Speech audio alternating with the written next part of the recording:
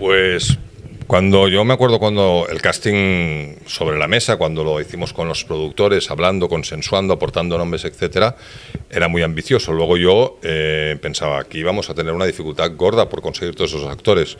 Pero fíjate que luego yo hice un poco como el protagonista de la película cuando recluté a la flotilla. Me iba uno por uno, les explicaba la película, intentaba seducirles y entonces pues subían al carro de inmediato. Yo, por ejemplo, el encuentro con Miguel Ángel Silvestre no lo olvidaré nunca, porque ya vino, había leído el guión, estaba apasionado con el personaje y lo que hizo ya en el Círculo de Bellas Artes, que es donde quedamos, ya era espectacular. O sea, a mí hasta miraba para los lados para ver qué pensaba la gente, porque se levantaba y hacía las cosas.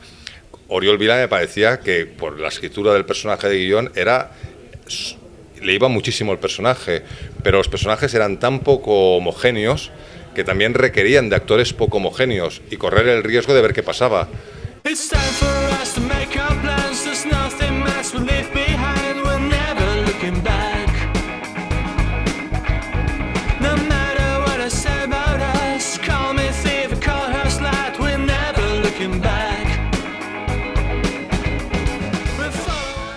Bueno, pues es una alegría poder hacer de repente una cosa tan distinta, ¿no? Y está muy bien, y tanto, cuando de repente te ofrecen personajes distintos que a la vez también se parecen a ti, es guay, ¿no? Es interesante porque te da. Y aparte estos personajes son muy positivos, son muy blancos, ¿no? Hablamos mucho de la extraña pareja, estuvimos jugando mucho a buscar qué dúo, incluso hasta llegamos a hablar del dúo Sacapuntas. Es verdad. Es un referente. Vimos varios vídeos de ellos. ¿no? Yo tenía muchas ganas de trabajar con Oriol y desde el principio él fue muy generoso. Cuando yo llegué a Barcelona y quedábamos todos los días, desayunábamos y teníamos referentes, los dos compartíamos referentes de parejas cómicas, ¿no?, que nos gustaban, desde Walter Matthau y Jack Lemmon en La extraña pareja, El gordo y el flaco, los hermanos Marx. Los hermanos Marx, sí, también. Los hermanos Marx. Y no sé, teníamos muchas ganas, ¿no?, y de llevar a estos dos personajes a que los dos se retroalimentaran, ¿no?, de sus mundos, ¿no?, de sus locuras y sus obsesiones. Y Eduard fue muy generoso en ese sentido, en dejarnos hacer, le llevábamos propuestas, las escuchaba y él nos dirigía para que la película pues llevara su acción, ¿no? Pero ese fue uno de los mayores regalos. Creo que siempre lo es, el periodo de ensayos, pero en este caso fue muy divertido porque no era ensayar un drama, que te vas a casa y dices, bueno, ya lo voy a aparcar por mi propio bien. Esto era el no me quiero quitar la chaqueta de estos personajes, ¿no?, que son tan inocentes y a la vez tan espontáneos. Así que sí, teníamos que hablamos mucho de conectarnos mucho con nuestros niños, ¿no? Con un tipo de cosa muy simple, personajes de una pieza, ¿no?, muy puros.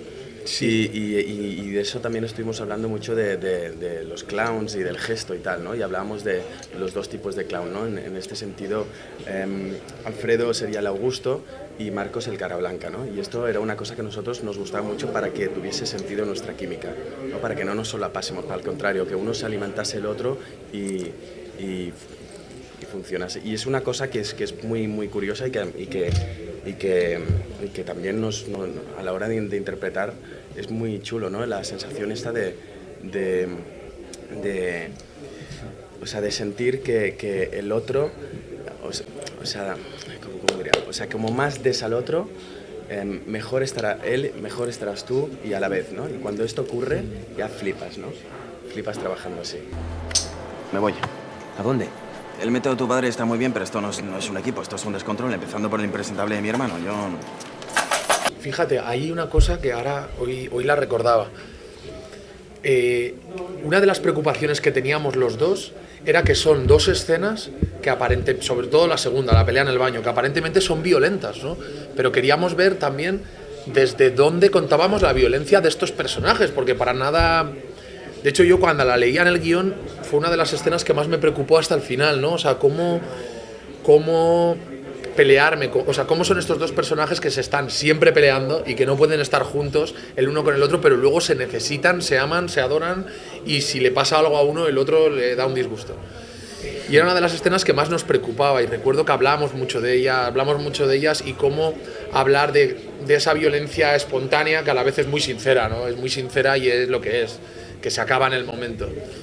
Y Uriol se inventó una cosa, eso en el mismo día de rodaje, dijo, nosotros debemos de tener un código, ¿no? Entonces, si me has dado en la cara, es como que cuando nos peleamos nos podemos dar en todos los sitios menos en la cara. Y de ahí nació esa frase en la que dice él, en la cabeza no, que cada vez que decían acción y decía esa frase yo no podía continuar porque es que lloraba de la risa. Sí. Son estas relaciones que comentábamos de como un muelle, ¿no? O sea, si están muy juntos, se disparan para afuera y cuando están muy separados necesitan volver a unirse. O sea, están condenados a estar juntos. Son mellizos, de alguna manera. De alguna manera, no sé si lo habíamos comentado, ¿no? Sí. Que son gemelos, en plan, también nos hacía gracia, otro referente, en plan cachondeo, era la película de los gemelos golpean 2 veces, ¿sabes? O sea, de repente, o sea, gemelos, pero la genética ha sido totalmente... Porque también cuando nos dijeron que seríamos hermanos, yo decía, hostia, pero colaremos como hermanos y tal, y realmente colamos. Bueno, yo creo que sí. Y hay algo allá de Germano. De hecho, fíjate, la escena que comentas, que es la de la carne, antes rodamos la escena que viene después, que es cuando dice, ¿habéis hecho algo? Y él y yo nos miramos, eso salió en los ensayos, nos miramos y dijimos, no. Y entonces Eduard Cortés en ese momento dijo, tenemos que ver lo que ha pasado dentro. Tenemos que aprovechar, ver lo que ha pasado dentro. Y dijo, ¿qué pasaría? Y dijo, mira, el camión dentro va a ir lleno de carne. Y dijimos que va a ir lleno de carne y empezamos a pensar, a improvisar, a proponer. Y esa es la suerte que hemos tenido, yo creo, ¿no? O sea, ya no solo poder trabajar con Uriol codo, con mucha complicidad y vivir una hermandad todo el rodaje, sino que hubiera un director con mucha generosidad para escuchar, ¿no? Tantas propuestas de todos los actores y escucharlas con detenimiento y valorarlas. Que no siempre era que sí, pero por lo menos esa valoración. Por eso mismo, brother, por eso mismo, que tienes que venir a llevar campeonato. Y luego es un gustazo cuando haces secuencias y, por ejemplo, Miguel es súper creativo, o sea, le gusta mucho proponer muchas cosas y esto es una pasada, ¿no? Como compañero, porque, por ejemplo, precisamente en la pelea jugamos de maneras distintas. Yo creo que hicimos unas tomas y cada una jugábamos, o sea, nos permitíamos el placer de inventar y tal. Claro, es brutal porque como compañero lo único que tienes que hacer es escuchar al otro y ya está. Entonces, todo lo que de repente, el puñetazo que le metías al trozo de carne, mi reacción es gracias a la mega hostia que le metiste, ¿sabes? Y eso es un regalo. Cuando un actor te hace esto, cuando un actor... es que es se te caen medio las gafas en ese momento. Se te caen las gafas, es brutal. Es como, o sea, yo hasta agradezco que un actor, imagínate que te tirase un vaso de agua en la cara, aunque no esté en el guión. Es fantástico, la reacción es un regalo que te está dando el otro. Y yo continuamente iba teniendo regalos, perlas que me regalaba Miguel. Claro, reacciones, decía, luego lo veía y digo, hostia, es que esta reacción no la harían jamás intentándola hacer de verdad. Y la hacía porque gracias a él.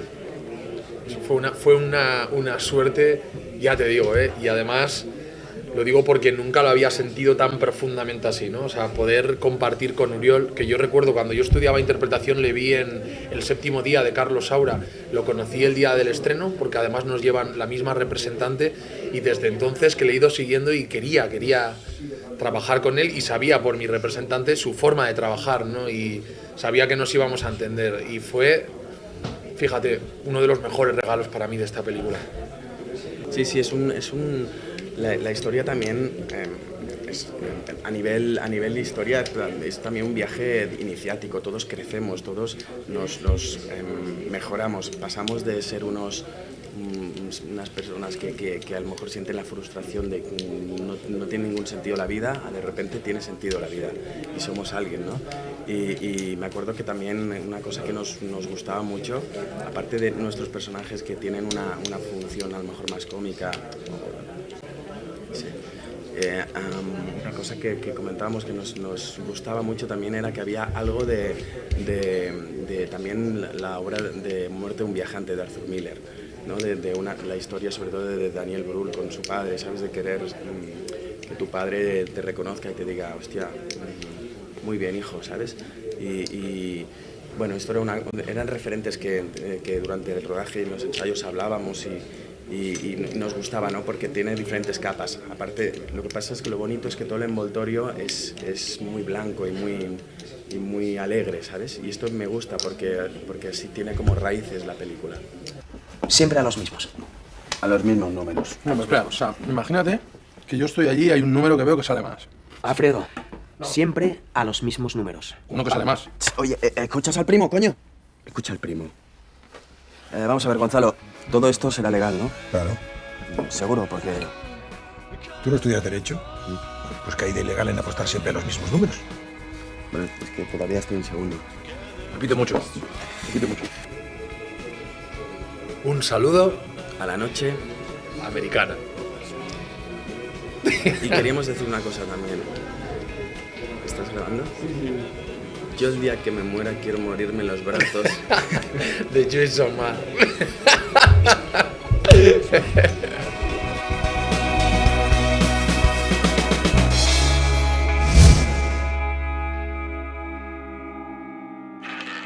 ¿Hagan juego, señores?